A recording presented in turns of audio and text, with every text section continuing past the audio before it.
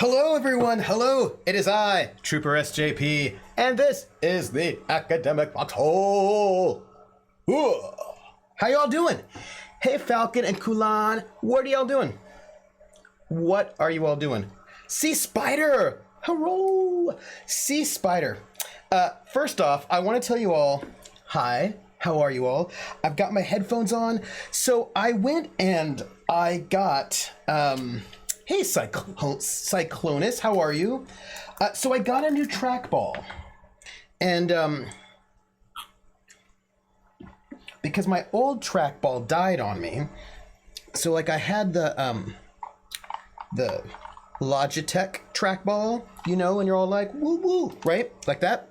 But then I got this, but it died awkwardly, and then I got a new trackball, the Elecom.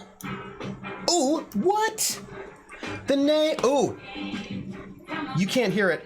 I know what's going on. Wait, let's play a game. I bet you I can make a rhyme out of anybody's name.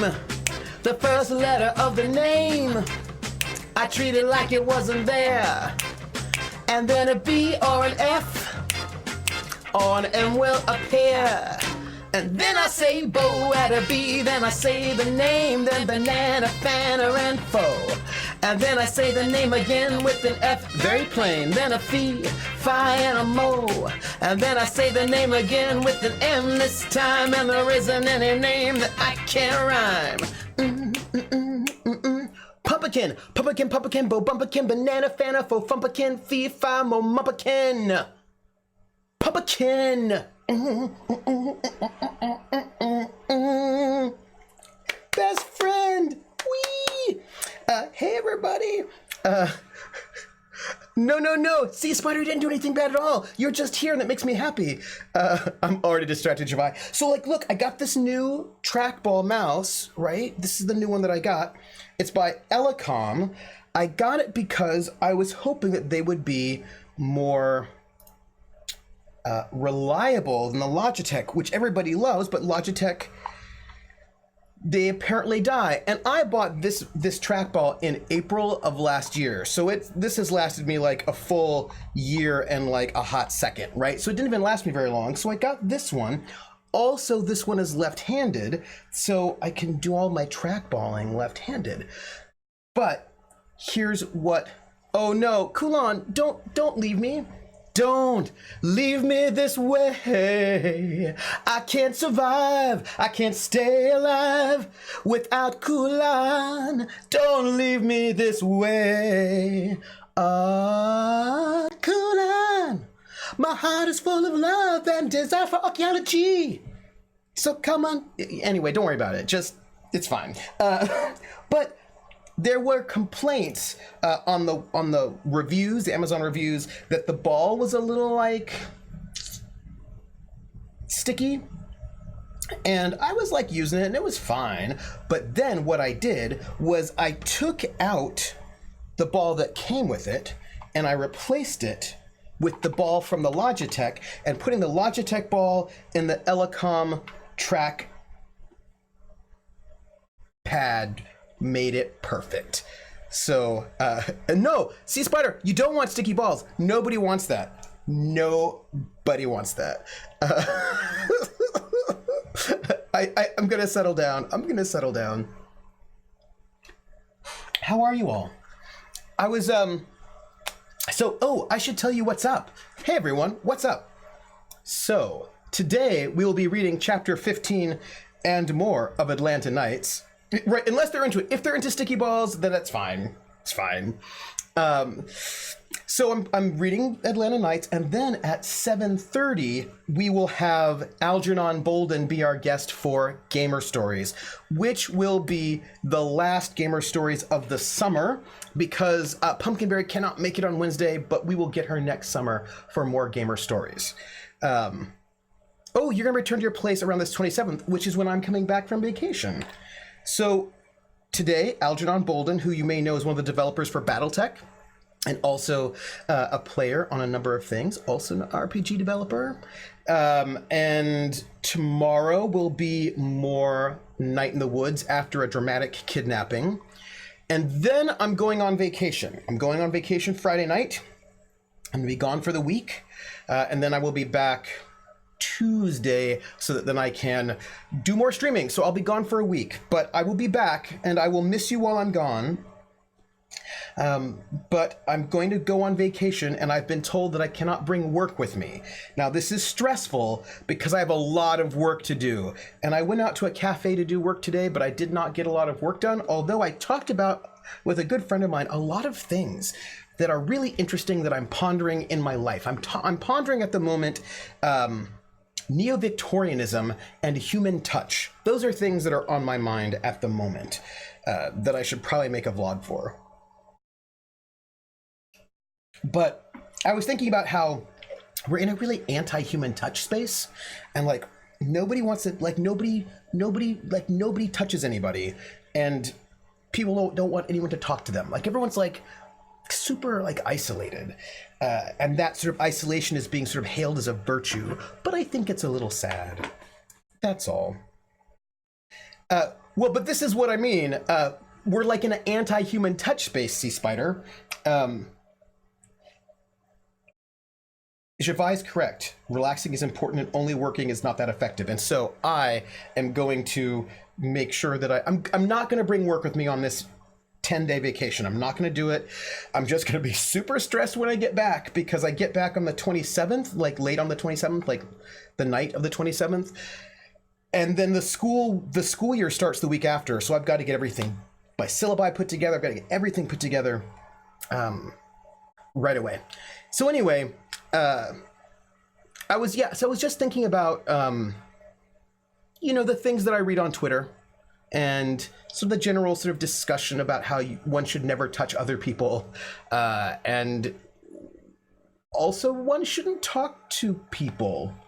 People don't like it. And so I'm just thinking about the, Victorian codes of conduct where you do not speak to unless you are spoken to, unless you are then introduced officially, like all these sorts of like elaborate Victorian rituals with which one should interact with others. And it seems to me like we are going that way. And I don't know how I feel about it. I don't know how I feel about it, to be honest, because I think that human contact is important, but that may just not be where we're at right now. It might be another generation before we come back to human contact. Hey, Levi, how are you doing? Welcome in.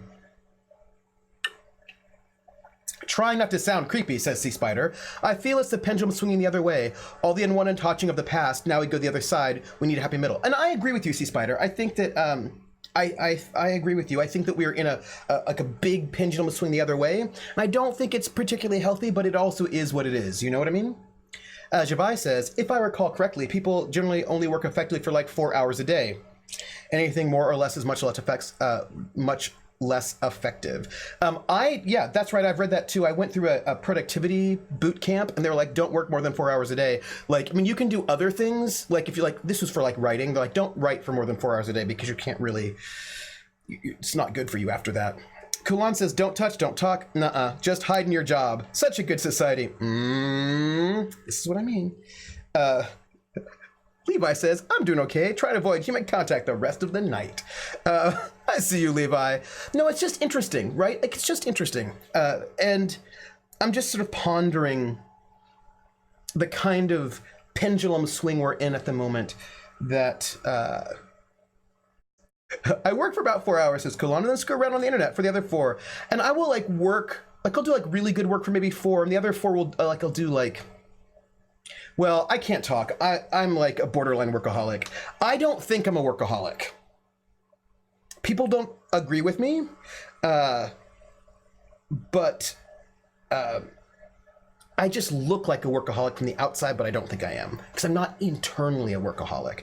Sea Spider says, culture over here is super touchy-feely. I instinctively hug and kiss people I just met, but I'm very conscious that I have to cut down on that. This is what I'm talking about, Sea Spider, right? Like, I'm from a space where we hug people as well. We hug people hello and goodbye. And I will still hug people, but what I've noticed is that I do not touch anyone other than that at all. Like I will give people like a greeting hug and a greeting and a farewell hug. Although I now give hugs in that way where I don't actually give hugs. I sort of like open my arms, and if people want to hug me, they will. If they don't, they don't. But other than that sort of greeting hug in that farewell hug, no contact whatsoever. And the reason why this sort of hit me was because I was having lunch with a colleague of mine a couple months ago. And we were just having lunch. And you know when I don't know if you, like at a restaurant, and when we were talking, it was sort of like an animated conversation. And I had my hands, you can't see, pretend here. I had my hands on the table, right? Like we're gonna pretend like there's a table here. I had my hands resting on the table. And as I was talking, like talking, hands on the table. And my colleague just touched my hand in the course of the conversation, as you do. And I jumped a little bit because I was like, oh, huh. Because like, I have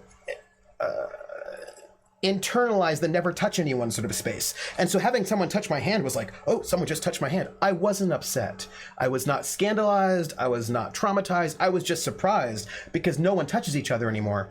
And it was nice. It was cool. I was like, oh, that's nice. That was a nice gesture of like a friend. I was startled. Thank you. I was startled. It was like a nice gesture of friendliness, and I thought it was very cool, but I was startled because, people just don't touch each other anymore. And I was like, oh. I'd write maybe 500 to 800 words a day plus reading, so I'd be working from like 9 to 3 with 2 breaks. Some days I'd write hardly anything, but others a few thousand. Academia work rate can be unpredictable. It's so important to just try to do something every day, and I'm not always successful at that. Like I do a little bit too much of this. I need to do a bit more of this when it comes to writing and research. But you know how it is. I was, pretty decent over this summer, but I need to get more done. And I didn't get a lot done today. So tomorrow's Thursday. I leave on Friday. So tomorrow I've got to do laundry. I've got to try to write as much as possible on these fellowship applications and send them off to people to peer review. I've got to pack for vacation. I've got to decide how much gaming stuff I'm going to bring with me. Like it's got a lot. I got a lot. And I've got like work emails to do. My email inbox is too high. I'm going to try to bring that down before I leave. I've got a lot to do. But once I go on that vacation, I'm not going to worry about it. Never leave your research for the night before. Never do it. Yeah, maybe I should just bring a U-Haul on my vacation. That'd be good. Maybe not. Maybe not. Yes. No. No. No. Yeah, so I was just thinking about human touch, and I was thinking about, whether or not, like, the pendulum spaces we are. And I was thinking about this also because I was doing all that prep for Clockwork Dominion, and it was going through Victorian etiquette on how to interact with people. And I was thinking about how that seems so appropriate for the current day. Don't get stuck in the I should be writing all the time mindset. That way lies the sad, dark place. Yeah, and see, Kulan knows. Kulan is an academic, so Kulan knows. One of the things that is, I think, really tricky about being an academic that people who are not academics don't know. So I'm going to share with you a secret of academia. Kulan knows, so it's not a secret to Kulan, but for the rest of you who may not know, this is the secret. People think that academics don't ever work. They think that like, oh, what? Like, so like if you teach in college, very often you might get something like I teach 2 days a week. So like this coming semester, I'll be teaching Monday, Wednesdays. And so people might think, oh, you only teach Monday, Wednesdays. Yeah, Levi says, according to fandoms, fiction writers should always write all the time and do nothing else. It's no good. So people think, oh, you all don't work at all. Like all you do is just teach like 2 days a week. You don't do anything. You must have all of this free time, all the time, free time. That's what people think. And then you have the summers free where like you just, I don't know, go to Vegas or whatever. But here's the thing about being an academic. See, Kulan knows teaching is the time off. Teaching is the fun time. You're like, ooh, I'm teaching. Like, it's great. Like, woo, here's my teaching. But the thing about being an academic at the collegiate level is that, well, first off, there's 1,000 bits of service. You're always in forever in committee meetings. But you can always be working, right? Any time of day or night, any day, all the time. You can always be working. There's always something else to read. There's always another article to read.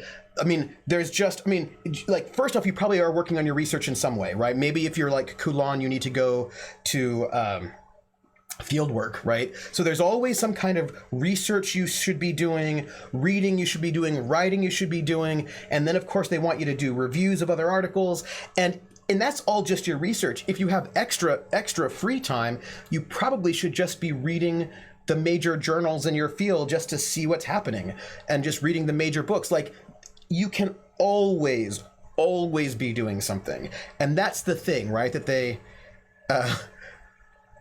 there's always stuff that you can feel like you should be doing. Javai says, people think academics only teach and don't have research time for classes plus their own research. I mean, but Tripper, that isn't working. It's not working at all. Yeah, I just, I was thinking, and the thing is, I do popular culture, right? So everything I do that seems to be fun is also work. Right? Like, if I watch a movie, I'm listening to the music and I'm thinking about what the music's doing. If I'm watching a TV show, I'm thinking about how it's functioning. When I'm watching Critical Role, so I was watching Roll for It, and they were using the music, the soundtrack from Pillars of Eternity, and they had this one thing that Critical Role almost always used, and all of a sudden the minute it played, I thought Critical Role, and it was like a little bit weird to me, and I was like, boop, boop, boop, that's a paper. And like just all the time. Hey, Alyssa. I have no off switch, and Alyssa Faye is like, mood. Yep. Javai says, listening to music is work for you. It may be fairly pleasant and enjoyable work, but it's still work. Yeah, switching off is hard because the stuff that I do is everyday culture all the time. And Levi says, my off switch is my only redeeming quality. And like, most of the time it's fine, you know what I mean? But it is one of those things that it's not like, you know, academics don't necessarily just... Once upon a time, I was military intelligence back in the Army. And what's great about military intelligence is that the stuff you work on is classified. So when you leave work, you can't think about it anymore because it's classified. No homework, no taking work home with you, because that all stays in the office, locked up, and then that's it. And when I taught, I worked at an optometry shop selling glasses, and also when I wasn't at work, I was not at work. I was done. And so it's just interesting to sort of see the way that academia doesn't seem like it's seems like it's less work because the official hours are less, but like, wow, is it all the time? It is all the time. I mean, it is what it is. It's fine. I mean, it's also a little tricky because you're in competition with other people. Like, if you are in that mindset, I'm not. Kulan says, I always force myself to stop at 6 p.m. I go cook dinner or bake or paint something different for my research. Oh, that is nice, Kulan. That is nice. Because I'm a bit of a night owl, so I often will work late. But streaming has been really helpful for me because I was like, look, I'm streaming 2 days a week. That's 6 hours a week that I cannot be doing work. And so streaming with you all has been so helpful for me. Like, I will tell you that being with you all in stream has been really good for me because it is time when I cannot be at work. And I thank you all for getting me out of work. Levi says, every once in a while, a customer demands to have my cell phone number in case they need something. There's no such thing as a mulch emergency. Those customers do not need your cell phone number. Those customers need to like step 4 feet back. None of that. C Spider says, I'm so used to having 10 things in my head with 9 working in the back of my head that I can't turn off either. Yeah, the problems keep working in the background. I come up with the solutions and ideas during vacation all the time. Oh yeah, if I'm walking, I'm thinking like all the time. Javai says, the fact that a primary tool is your head rather than your workplace or some other tools you can leave behind, leaving your brain behind is hard. Leaving your brain behind is so hard. Yes. Alyssa says, I spend a lot of time alternating between workaholism and escapism, and it gets confusing because I make video games as work and I play video games as escapism, and the line gets real blurry. Oh yeah, totally. I mean, Yeah, right. And I have written about video games for my work. And so then when I'm playing a video game, I'm like, oh, do I want to write about this? Like, it's always there. Kulan says it's pen, book, paper, downtime. Yes. And it's so, Levi says, Javai, am I leaving my brain behind when I flip off my Switch? Where does it go? It goes in a little box and you put it under the bed. And then you pick it back up, put it back in, like that. And this is why this is why Atlanta Nights is amazing, because there's no way I'm writing about Atlanta Nights for work. It is just us together with some Atlanta Nights. Levi's like, I'm not going to say what I normally keep under my bed. Levi, I know what you keep under your bed. You keep one of those weird clown dolls that is probably also a murderer. It's cool. I don't judge. It's fine. Yeah, you know, it's funny. I was thinking about workaholism the other day, and somebody was like, oh, you're a workaholic. And I was like, but I'm not, though. And they were like, but you work all the time. And I said, I do work all the time, but I don't want to. And I feel like that's the difference. If I were a workaholic, I feel like I would be like, oh, I have to work all the time. And when I'm not working, I'm like, oh, I've got to work all the time. You know what? I do not want to work all the time. I do. I just don't want to. And when I'm on vacation, then I'm like, I'm on vacation. And then I'm just like on vacation. So I feel like, Levi's like, I know alcoholics who don't want to drink all the time. Sea Spider's like, I mean, if you're into murder clown dolls, you do you. But like, and if I actually get to go, like, I am not going to do any work on this vacation. I've got 10 days vacation. And I'm going to take it. I'm not going to do any work on it. I'm going to relax and just think about gaming. That's what I'm going to do. Now, I've not had vacation in 6 years. So there's that. But I just feel like, you know, when I get vacation, I do take it. I just don't get to take it very often. But I'm getting better. And here's the thing. Here's what it is. It's not that I'm a workaholic. It's more like I have a hard time saying no. When people say, oh, will you just do this one more thing? And then I have a hard time saying no. And then I like feel guilty about it. And so then I do the thing. Sea Spider's like, I believe like 75% of that. Good job. No, right. I'm just easily, wow, averaging over a day a year, la-di-da. Academics work so much. 6 weeks until this. Kulan! Oh, wait! Tell me, in 6 months, what's going to happen? Are you going to get tenure? Because I know that in Europe, it's a little bit different. It's a little different, right? You have it's called like full lecturer, I think, perhaps. Are you going up for tenure? Is that? Oh my gosh! If that is true, if you're going up for 6 weeks, 6 weeks. Oh my gosh, tenure, Kulan. I am giving you all of my best vibes, all of the best vibes. You have all of my good energy right now, all of it. I'm sending it all. Oh, funding for your postdoc. Ooh, okay. I'm just knocking on wood for you. I'm giving you, crossing all of my fingers. I'm pressing my thumbs. I'm giving you all the good vibes out into the universe. I hope you get a good postdoc. I'm gonna think, oh, good vibes for you. Not tenure, just a research fellowship. I hope you get it. I know those things are super competitive. And if you get it, where will you go? There is, Shavai says, I mean, there's a difference, but there are probably quite similar negative effects from doing so. Fair. Alyssa says, I think the big distinction is that workaholics feel the need to work because they have a lot of self-worth tied up in their achievements and feel worthless while not working. At least that's how it works for me. Ah. Yeah. Yeah. Yeah. You being the Union of Nottingham. Oh, good luck. I hope you get it. All the good vibes there. I mean, I will tell you, like, it is not a good thing that I have a hard time saying no to people who want me to do things for them. Like, I recognize that is not a good thing, and it causes me to do more work than I should. I also recognize that. But I just feel like if I can get over saying yes to people all the time, then I will get a better work-life balance. I just have to work on that. And that is a thing that I'm excited about. Prince John and Robin and Lady Marian. Yeah. And Kulan is going to be running around in forest green with a bow and arrow and like a little pointy hat. And Kulan will be doing Robin Hood archaeology. I've been waiting for ages on this. Oh, I am just, I give you, the thing is, you're allowed to say no, but it's hard because people want you to do things.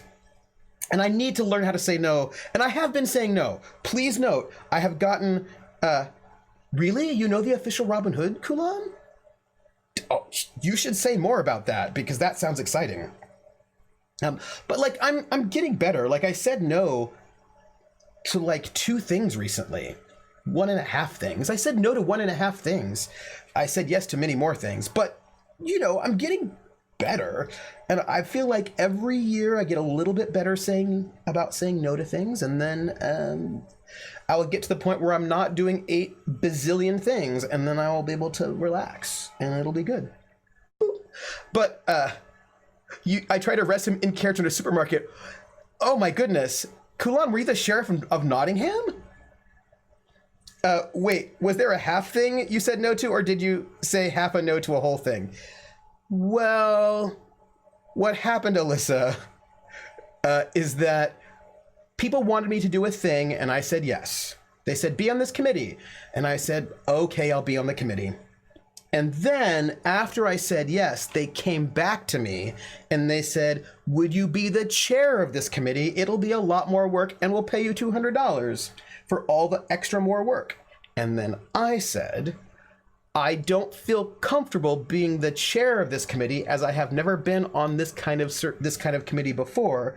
So I will be on the committee, but I will not be the chair of the committee. And that's what happened. So that was like a half a no. And then I said a no to one other thing. So like, I feel like that's pretty good. Your friend plays the sheriff in the pageant. And another one of your friends plays King John. Kulan, why is your life so exciting? And also Kulan is an anthropomorphic fox, as Sea Spider notes. So like, I just feel like there's too much excitement going on over in that end of the world.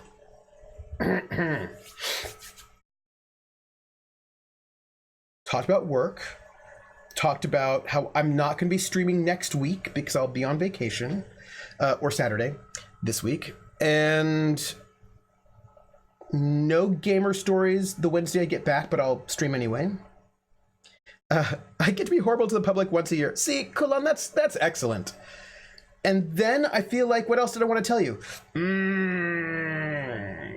Victorianism, Neo-Victorianism, and I was pondering true crime TV, but I think that's everything.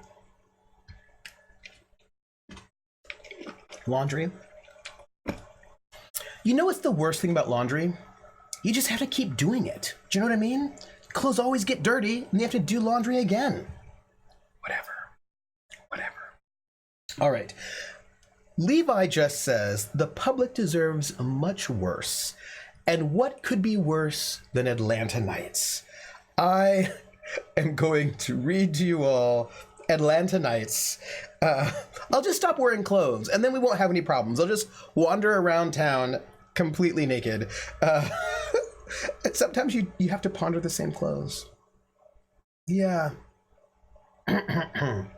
We're going to do chapter 15 of Atlanta Nights. And so, chapter 15. Atlanta Nights. The brilliant... I see you over there, Cyclonus. The brilliantly terrible book. Here we go. Less than 60 seconds after she'd come through the front door at Bruce Lucent and Callie Archer's wedding reception, Yvonne Perrin knew she was in trouble. Hey there, how's my favoritist bridesmaid? Yvonne looked around just in time to dodge a beefy-faced and obviously drunk man who was trying to kiss her. I'm not. You remember me, I'm Uncle Roger, he said. I was at the rehearsal dinner. He tottered slightly, then pulled a mashed-looking disposable camera out of his pocket. Let's get one of these nice people to take our picture together, huh? She knew how that would work. He'd get his arm around her for a good long grope and a couple of wet kisses, while some other hapless guest took forever to figure out the camera's dead simple controls. She privately vowed that if she couldn't get out of it, she was going to do the whole thing with a lovely smile on her face and one of her spike heels planted squarely in the middle of Uncle Roger's foot. Mercifully, the little cell phone in her handbag chose that moment to start ringing. She transferred the bag to her Uncle Roger's side hand, made an apologetic just a sec face, and flipped open the phone. "Maria Lisa?" said an unfamiliar voice. Yvonne beamed. "Oh, hi, honey. I've been looking for you, too." "Maria? ¿Estás?" The guy on the phone sounded urgent. That was probably why he dialed the wrong number. "Estoy en mi casa. Necesito ir a mi trabajo." "They are? Right now?" Yvonne turned to make a quick, this is going to take a teeny bit longer gesture to Uncle Roger, then went back to the call. "Tell them to wait and I'll be right there." "Por favor, Maria, estoy muy tarde para mi trabajo." "Sweetie, where are you?" "I'm right by the front door." Yvonne stood on tiptoe and scanned the room, looking for a good escape route. The big arched doorway over to her right looked promising. "Just tell me which way to go and I'll be there as quick as a bunny," she told the guy. He let out a furious burst of idiomatic Spanish and hung up hard. "Well, thanks, honey, I'll be right there," she caroled, and snapped the phone shut. "Gotta run," she told Uncle Roger, and took off through the crowd. She should have known, Yvonne reflected bitterly. God knows Callie had emailed her enough pictures while the wedding was in its planning stages. Trouble was, she'd never been able to get the attachments to open. They were bin hexed or something like that. Probably a virus. But even without seeing the pictures, it should have occurred to her that if anyone in the world were capable of picking out non-sucky bridesmaids' dresses, it was Callie. And so she discovered when she'd arrived at the church and gotten a glimpse of them. They weren't sucky at all. Not the problem. "Hello, Barantor." "Oh, Lord," she'd said out loud. "It's practically the same dress and hat." She'd had just enough time to dash back to her car and grab a lightweight shawl she'd providentially left lying on the back seat 2 weeks earlier, then come back and find an out-of-the-way seat at the rear of the church. During the ceremony, who'd be looking at her anyway? "The name game. Come on, everybody. I said, now let's play a game. I bet you I can make a rhyme out of anybody's name. The first letter of the name, I treat it like it wasn't there.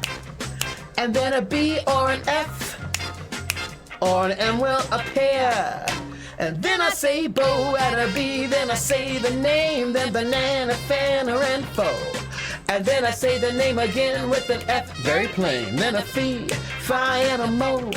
And then I say the name again with an M this time, and there isn't any name that I can't rhyme. But if the first two letters are ever the same, I drop them both and say the name, like Bob. Bob drop the B's, Bo, Ob, or Fred. Fred drop the F's, fo, red, or Mary. Mary drop the M's, mo, airy. That's the only rule that is contrary. Come on to my house, my house, come on. Come on to my house, I'm gonna give you candy. Come on to my house, I'm gonna give you everything. Eris!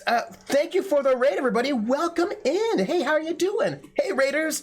This is not a raid. This is not a raid. Thank you. But I have to finish the name game. Barantor, Bo, Erantor, Banana, Fana, Fo, Farantor, Fee, Fi, Mo, Marantor. Barantor.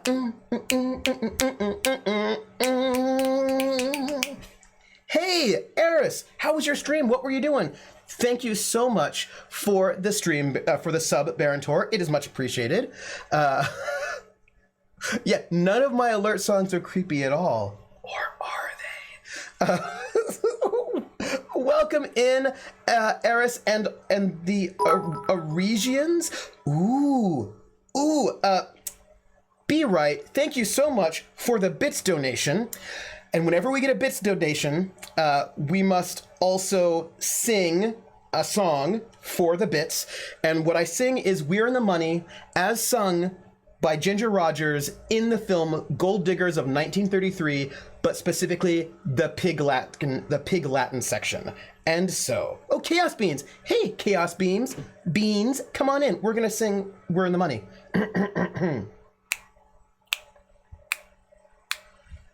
Earway and hey, the anime. Earway and hey, the anime. Eve way at gale out way of way up way at way exte ute at gale young way. Earway and hey, the anime. Either I skays or any say. Old man the adiation pray who you are ooh through the este unway on rail. Ewe ever eat way at leons lay of way at brains lay ute day. And we see the anlay or will play at the I get ray in the I. We're in the money. We're in the money. We've got a lot of what it takes to get along.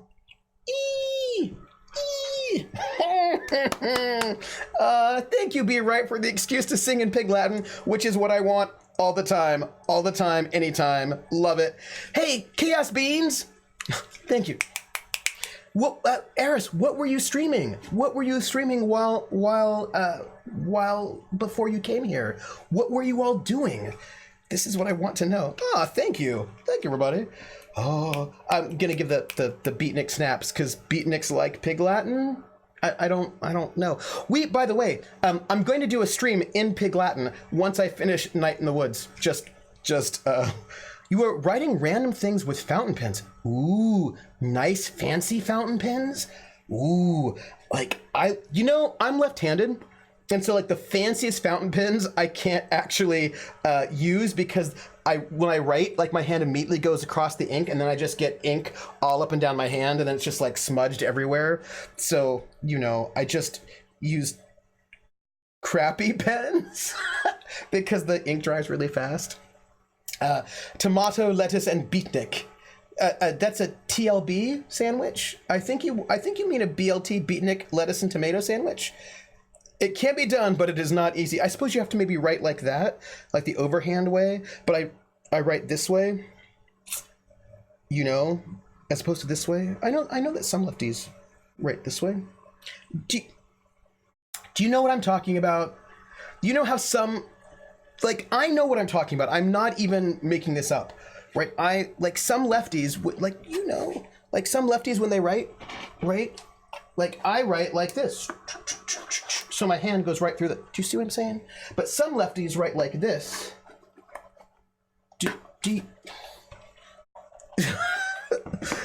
I know what I'm talking about. Eris, your mom was a lefty. Nice. More hip to be backwards. Don't want a square sandwich, Daddy-o. No, you gotta be hip, Daddy-o. Don't be four corners, you know what I mean? Reet. My dad was a beatnik, so I've got my beatnik lingo. For all of you all who are joining us for the moment, we are going to go back to the masterpiece of literature, but I want to let you all know what we're doing. So right now we are reading Atlanta Nights, which is a book that was written by science fiction and fantasy authors as a means to expose a publishing house as a scammer sort of place. So they wrote the worst book they could ever imagine and with really bad spelling, just really bad, submitted it to this publisher. The publisher accepted it, if they paid the publisher some money, and then they exposed the publisher as a scam. But the book is now available through Lulu, and I have it. We're currently doing that, and that's 7:30, so in a half hour or so, we're going to have Algernon Bolden, who is one of the game developers for Battletech, and also an amazing RPer, on as a guest for Gamer Stories. So 7:30-ish, Gamer Stories, and now Atlanta Nights.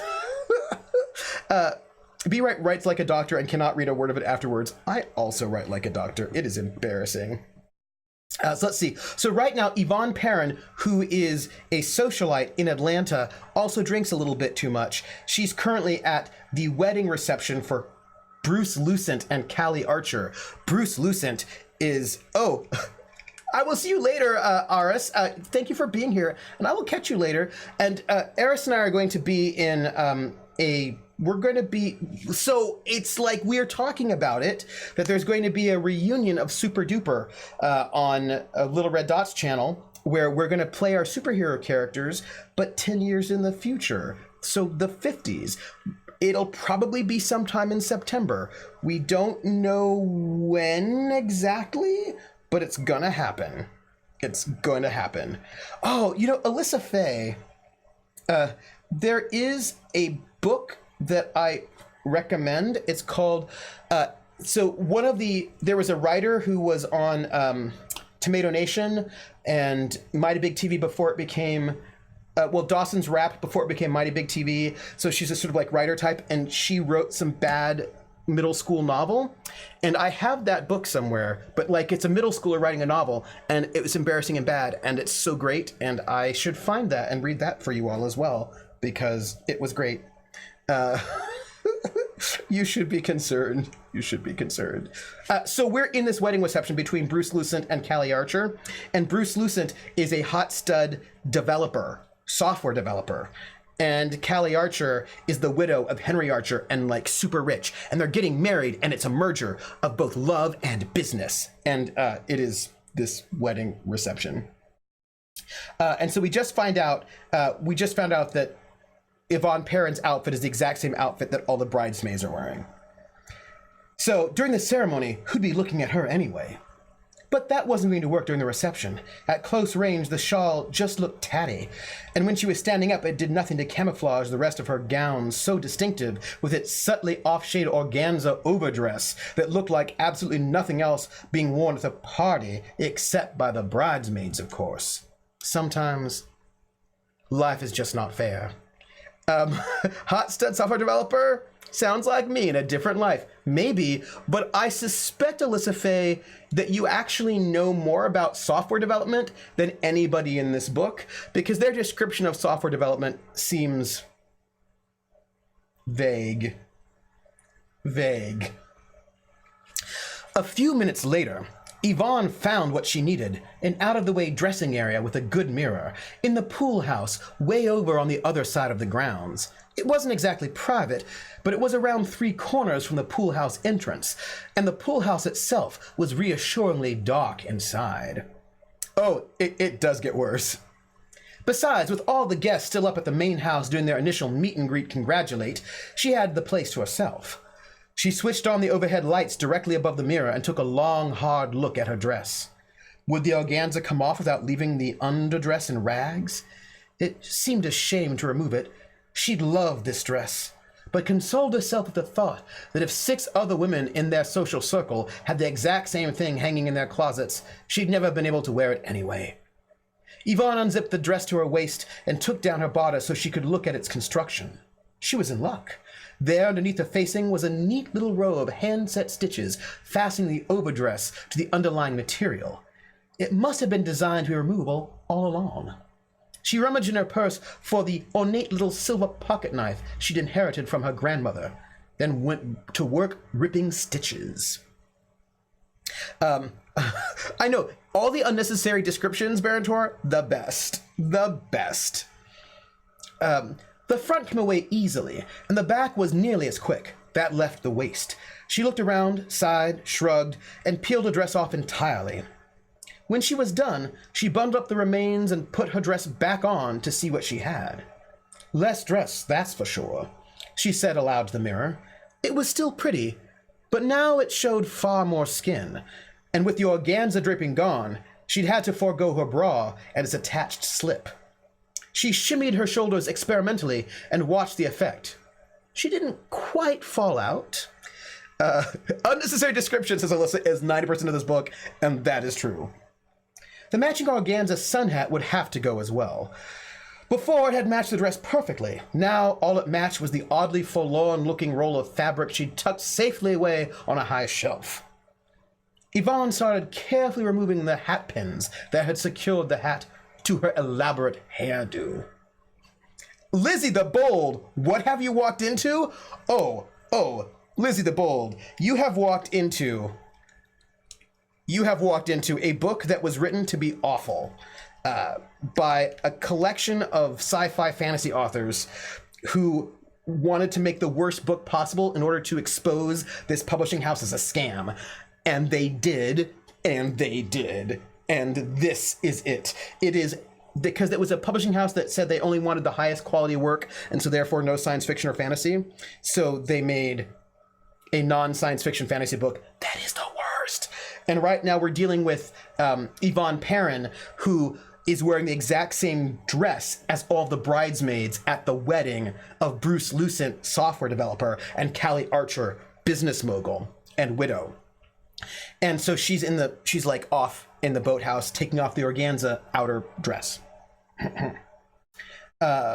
Yvonne started carefully removing the hat. Elaborate hairdo. The minute the hat was off, her glossy red hair came tumbling around her back and shoulders. Yvonne sighed in exasperation. In this humidity, she could see it was already starting to curl. She twisted the unruly red hank into a loose knot at the nape of her neck, tying it off with the hat band and cluster of silk flowers from her cast-off hat. She might be causing a scene. She might be. Very nice, a male voice said lazily from somewhere behind her. It says a lot for a dress that I don't mind seeing you put it back on. Yvonne gasped and whirled around, looking for the source of the voice while she groped behind her for her long hat pins. Who? Sorry, said the voice. There was a ratcheting click of a Zippo lighter, and in the brief flare of its light, she saw an older man in formal wear, sitting in an ornate, high-backed wicker armchair. Then the lighter clicked shut, and all she could see in the shadows was the red glow at the end of his cigarillo.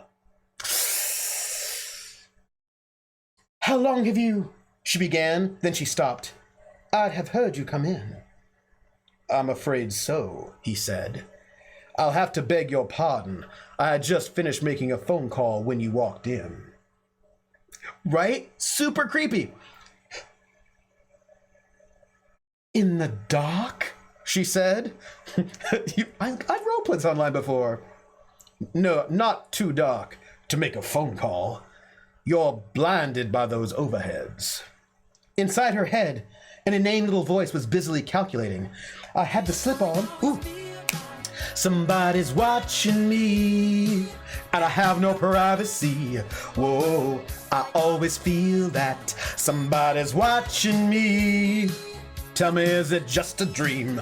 Ooh, thank you for the follow, Celador. Celador, thank you so much. Welcome in. Welcome into the Foxhole. Join us. We're always making the creepiness. Oh, hey, Lizzie the Bold. Did I tell you what I want to do? Lizzie the Bold, you know how the Good Society is making in the new expansion, they're going to have a guide to how to make your own skins for a Good Society, right? So what I'm going to do is I'm going to make a Jersey Shore skin for a Good Society where it's like, right? I know. It's going to be like a Jersey Shore reality show sort of thing where like the letter writing is the confessional. And I just feel like you should be in it. I feel like you should be in the Good Society reality show skin that I feel like would be brilliant. Like, just think, right? Like, I'm just saying, right? It's like a Jersey Society, and it's like Real Housewives, Jersey Shore, and maybe even a little bit of like Top Chef or whatever, like all of those reality shows, Real World, Big Brother, Survivor, whatever, all together in a Good Society thing, right? So I'm just saying, Lizzie the Bold, you have to be in it. As soon as that guide comes out to making your own skins, I'm gonna make that skin, and then we gotta do it, because Cake Boss, like, I'm just gonna tell you, it would be brilliant. It'll be brilliant. Can you believe some people have attempted to discourage this idea? No one can discourage the brilliance of a Good Society skin that's like a Jersey Society. Like, it would be so good. Yeah, 1984, but reality TV style. So good. Like, right? Lizzie says, who are these people and why do they hate Joy? I don't know why they hate Joy. They should not hate Joy. They should love Joy. And also, so I want to know who this person is who's in the guest room. I am from New Jersey, and it would be so brilliant, right? Can you imagine it? And I'm also there's a British version of the Jersey Shore called the Geordie Shore. I'm just saying there are a lot of these really kind of trashy reality TV shows that would make a perfect Good Society, right? Because and then I can imagine. I can imagine Lizzie the Bold being that person who's like, I didn't come here to make friends. And then in the confessional, they're just talking smack about everybody. I'm just, it would be so good, right? It would be so good. Maury Society. People try to con me into reality television shows. Wow. Yeah, they're amazing. Oh, that's right. There was a Southern one too, right? it's so good. The confessionals would be so good. Horrible pitches. Yeah. Oh, see, come on. I just wanted to make sure you remembered. I just wanted to make sure that nobody forgot the Geordie Shore, because that was a hot mess. It'll just be like an amazing little quick 2-shot of a Good Society with everyone being a hot mess and doing confessionals. That's what it is. That's what it's gonna be. Who doesn't want that? I want it. Oh. But think about it. So with a Good Society, everyone's quite proper. But if we do it as a reality show, people can be super trashy. So amazing. So amazing. Right? Yes. Ponder it. Just, right? It makes sense. I think it'd be so good. Good classic. So anyway, my point is, that's what I'm going to do as soon as, because I did kickstart that expansion. And so as soon as that comes out, I'm going to make the Jersey Shore, the Jersey Society, and the real Housewives of Jersey Society, something like that. Surviving the Real Housewives of Jersey Society and the Big Brother. And Drunkley would have to be in there because it would be amazing. Also, I don't know why someone hasn't adapted Emma as a trashy faux yeah, right? I'm just saying, so good. So good. I'm glad that all of us here are on the same page, because clearly that is what we need. Sopranos reference. Oh, so good. So right now, Yvonne Perrin is pondering. I had the slip on when I took the dress off. I put the dress back on over the slip. I pulled the slip off over my head while I still had the dress on. He didn't see much. Another voice was saying, formal wear. He's either a guest or he's an employee who has something to lose. Still not safe, but maybe I'll be okay. Keep him talking. Where's my knife? Where's my phone?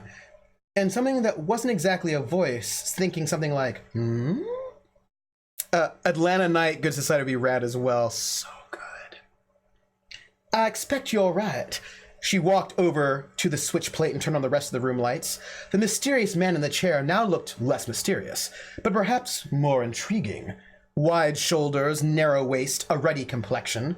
Not young, but neither afraid nor defeated by his age. He looked, she suddenly thought, like a man who was lightly sparring with his age and enjoying the fight. His suit was perfectly tailored. He never rented that suit, she thought. Not with his build. She approved of both. The man returned her attention, studying her as she did him. He looked pleased. Yvonne felt herself blushing, and the vexations and frantic pace of the day evaporating as though they'd never happened. She was in her 30s, her girlhood long behind her. That made her practically dead. Oh, Lizzie, you have not even seen purple until you've dived into Atlanta Nights. It is the purplest of all prose. Purplest of all prose. Also telenovela, Good Society, so good.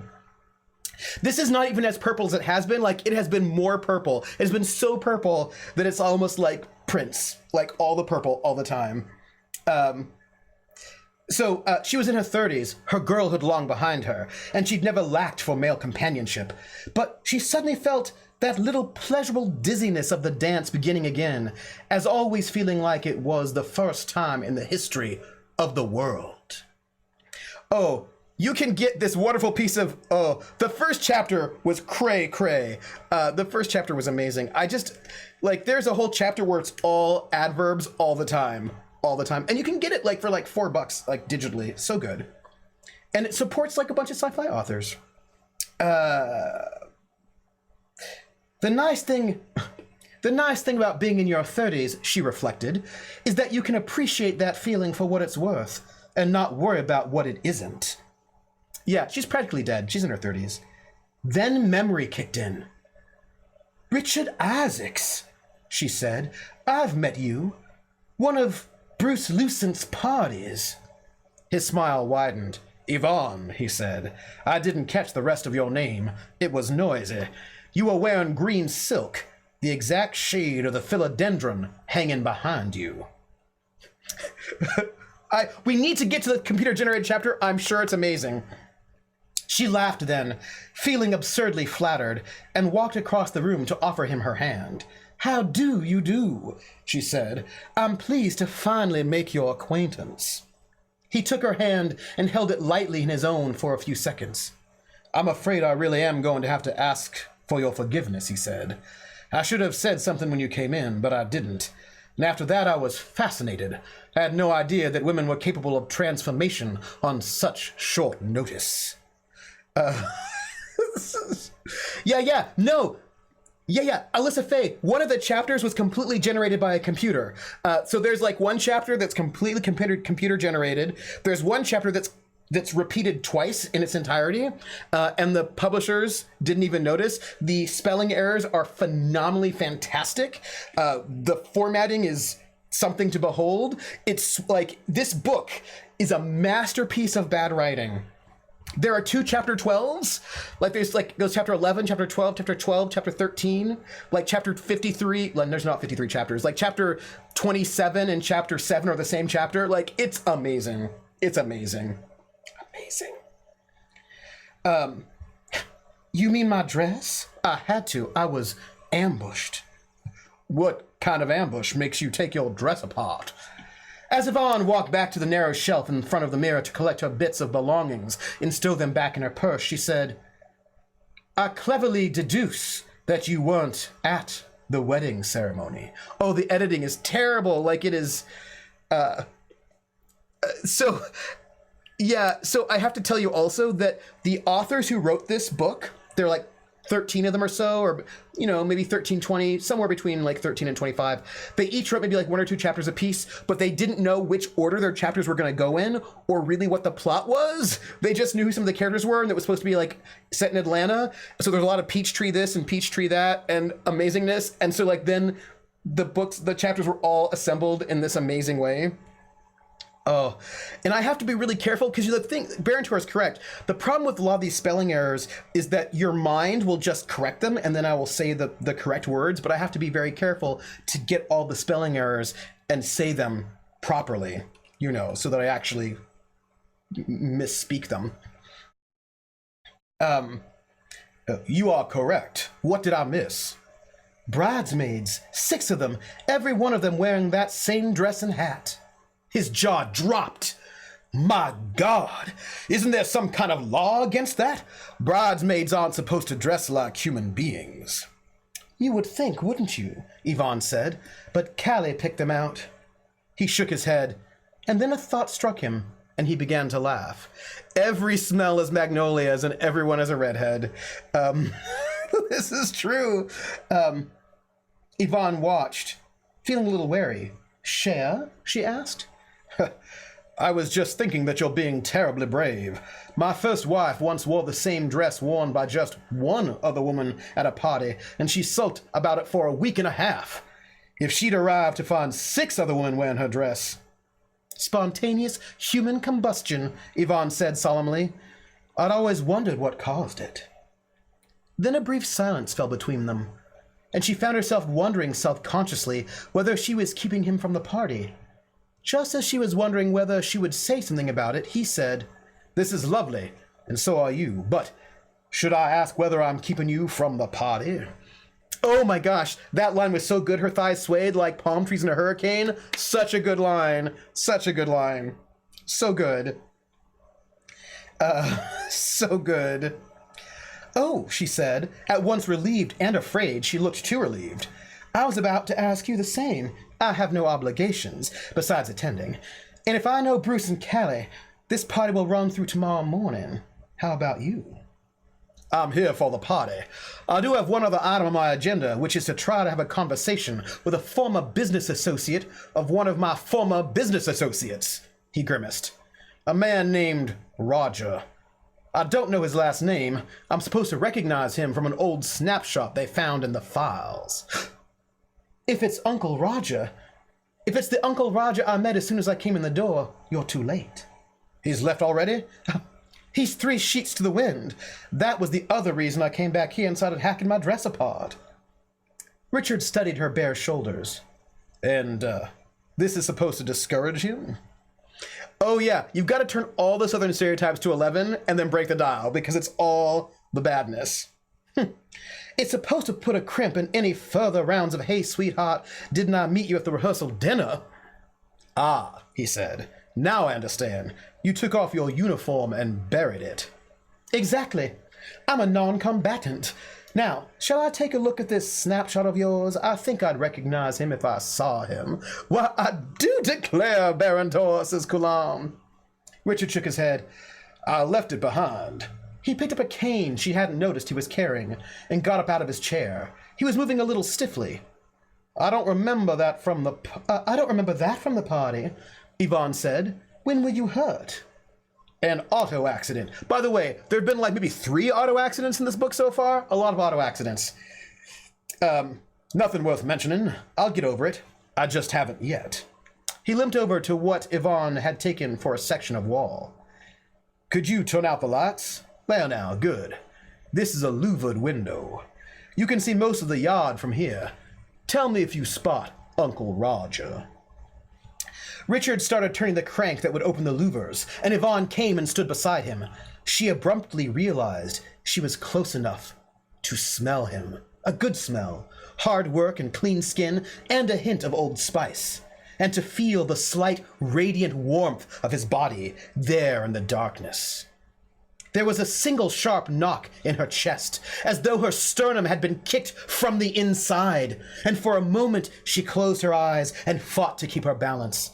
Her heart was hammering so hard that she thought he must surely be able to hear it. There, he said, and she blinked, and she shook her head a little, trying to clear it. Outside the louvered window, the late afternoon was turning into early evening. The lamps strung up around the yard made little pools of light in the dusk, and partygoers clustered underneath them. Richard was right. You could see everything from here. She looked carefully, mentally dividing up the area and thoroughly scanning one section before moving on to the next. And there! You can see him? Yes. She glanced up at Richard. He was staring out the window, his eyes fixed on some object. She turned back to the scene. I don't even know what a louvered window is. I think maybe we're talking about, like, Venetian blinds? Right? I suppose? Wouldn't, yeah, right, they must be blinds. They have to be. She glanced up at Richard. He was staring out the window, his eyes fixed on some object. She turned back to the scene. Medium blue suit going bald. Over there, next to the woman in the red caftan and all the gold beads. See? Ah, but glass and attached to the frame. Huh.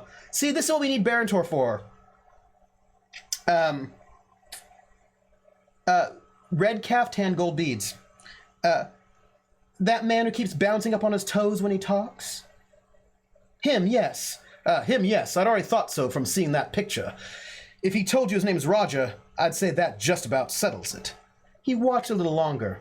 Definitely too drunk to talk to. Then he turned to face her, and once more she could feel her heart hammering. She paused a moment, listening.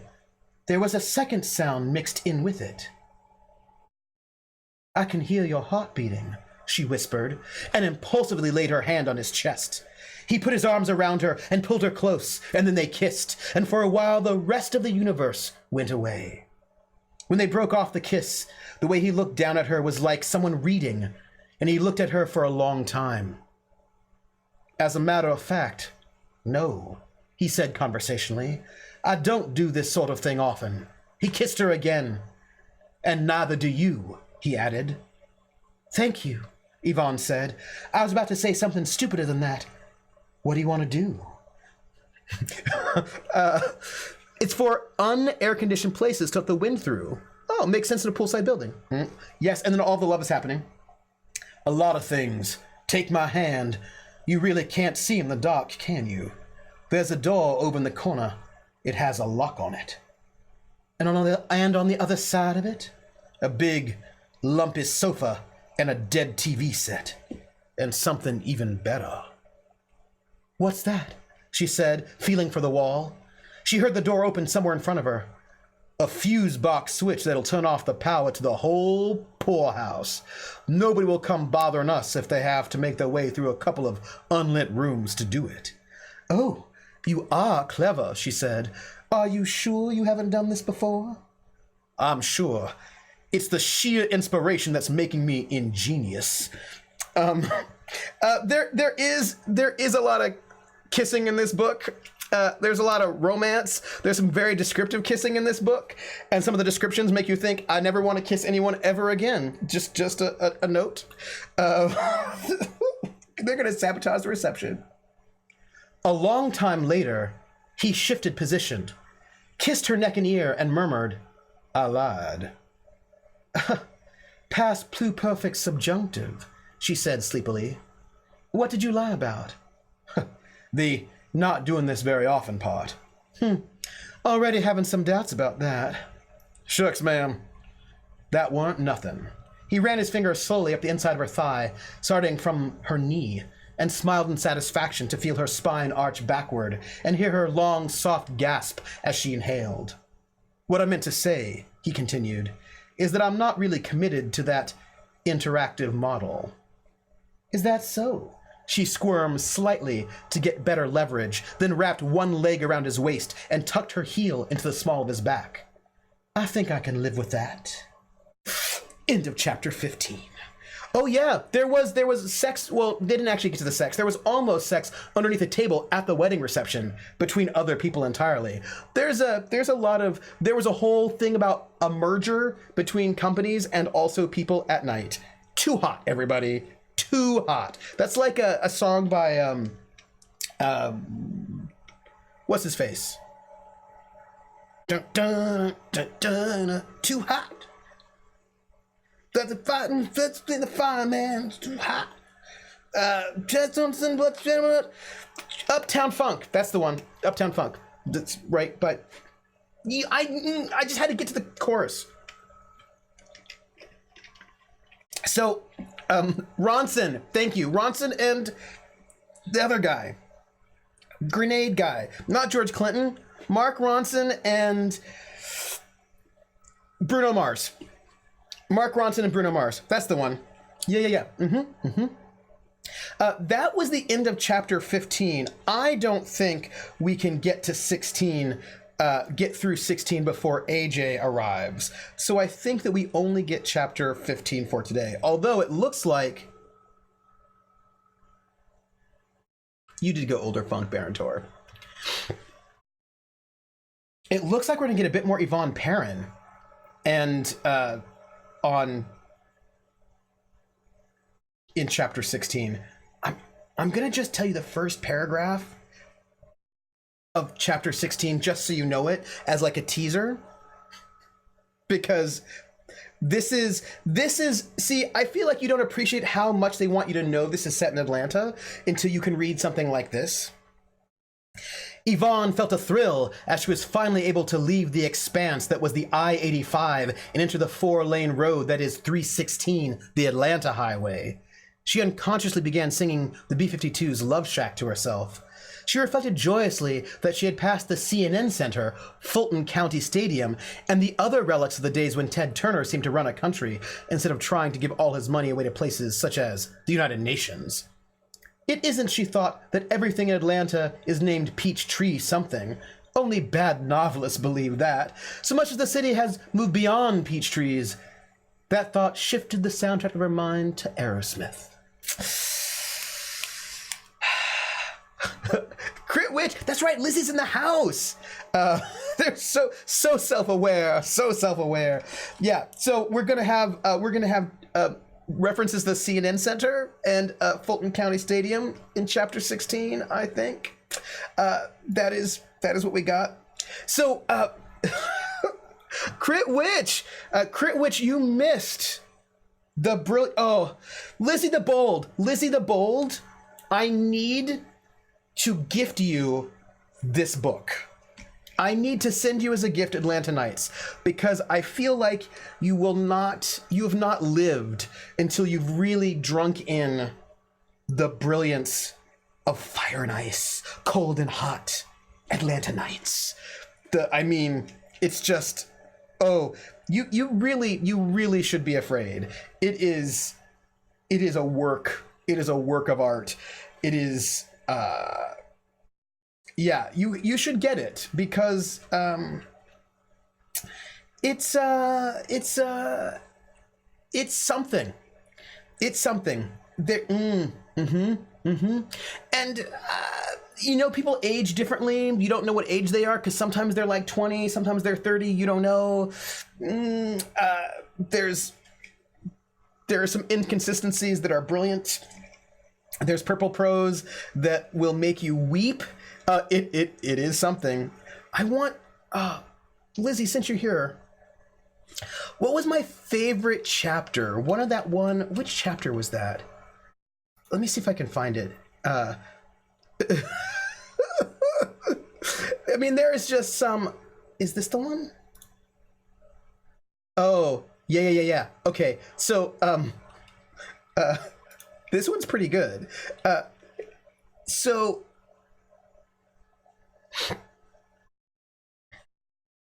it's like a good bad movie. It's like really bad. Where is it? Okay, so Lizzie, just this is from chapter 13, just to like a little bit of the end of chapter 13. Isidore Trent is at one of the many restaurants. There's a lot of descriptions of food in this book.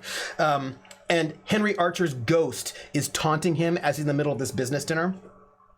And he says, Isidore's fingers shook so that in that moment he spilled some of the cool, refreshing, once tap but now double filtered contents of the glass, just droplets of mountain spring purity onto his shirt. Ah! Isidore exclaimed, and grabbed a napkin to dab at his shirt in some confusion, while Isaac and the waitress and the whole restaurant and possibly the whole world stared at him, and the moment extended itself into eternity, and then redoubled upon itself like the emulsifying and moisturizing nature of the rain. In the empty seat across the table, Henry Archer cackled like an evil genie without a bottle to return to, nor needing one, since he was fully dead, and Isidore could make himself believe it at long last. His spirit and conscience hung boldly in the air, while the rain outside continued to come down in the greatest flood. And Isidore suddenly felt himself refreshed and free of shame and guilt, and able to speak at last. He opened his mouth, cleared his throat, swallowed the past, digested the moment, and started to honestly speak to Isaac Stevens about Richard Isaacs. In the deepest closet back of his mind, however, there will always be the rain, and Irene with her raining liquid blonde hair, the complex daughter of his lunch companion and confidant. The rain came down. Oh, joyous yet serene, emancipated rain.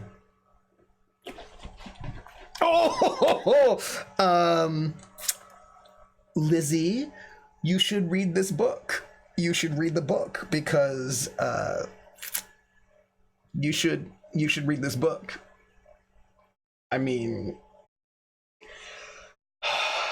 Because that was some quality. That was some quality right there. What kind of quality? I'm not going to say, because I feel like that's really not my place. To sort of try to describe the quality of that, the emancipated rain. And there's a whole thing about how Bruce Lucent forgot that Penelope Urbane was actually a vegetarian. That became a whole thing at one point in time.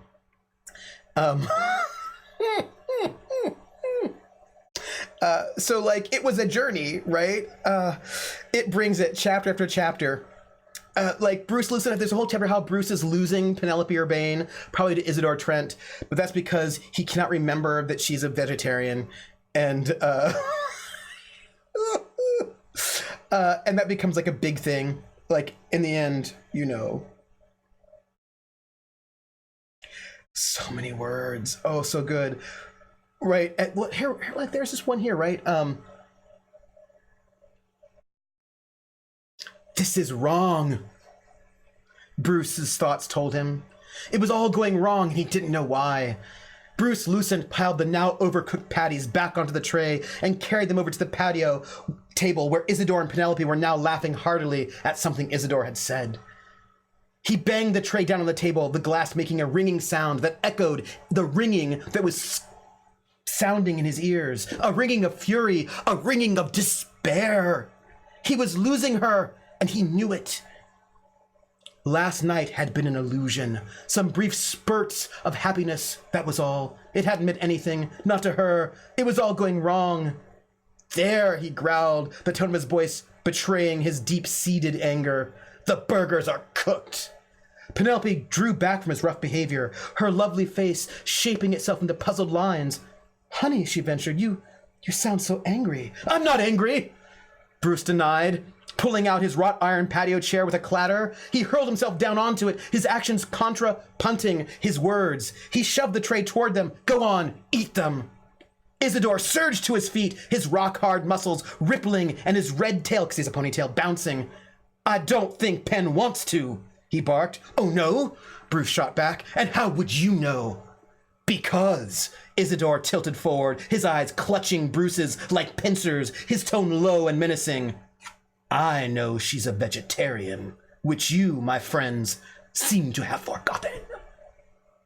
Penelope let out a soft gasp. Bruce sat like a statue turned to stone, feeling despair engulf him like a black blanket of horror, dragging itself all over his senses. Isidore is right, he acknowledged to himself in heart-rending misery. I did forget. It's all my fault.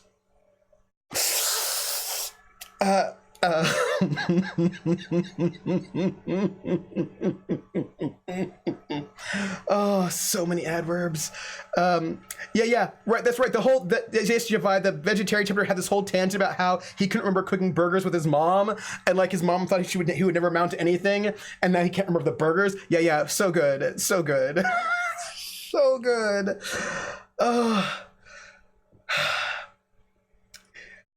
Maybe you should have gotten a little bit of alcohol, but maybe, I feel like you could have just had some. Like, I feel like it was okay. Lizzie, I just want you to know that Atlanta Nights is waiting for you in all of its glory.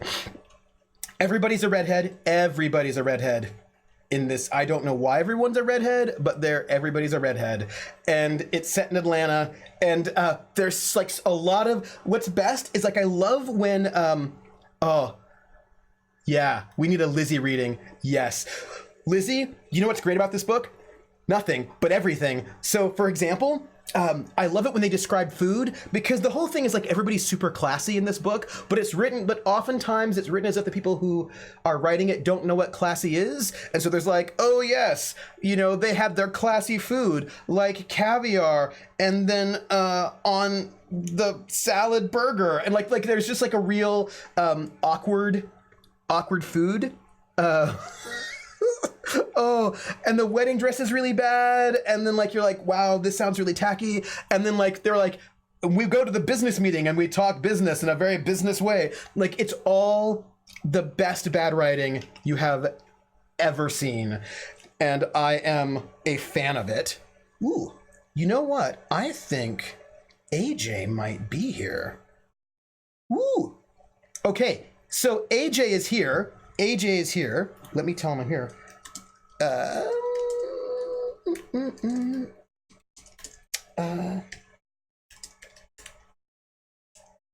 No.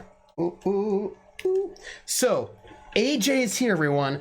I'm gonna go to break so that I can get AJ set up, and then I'm gonna come back for Gamer Stories, where we're gonna talk to Algernon Bolden, and we're gonna like do all the goodness. So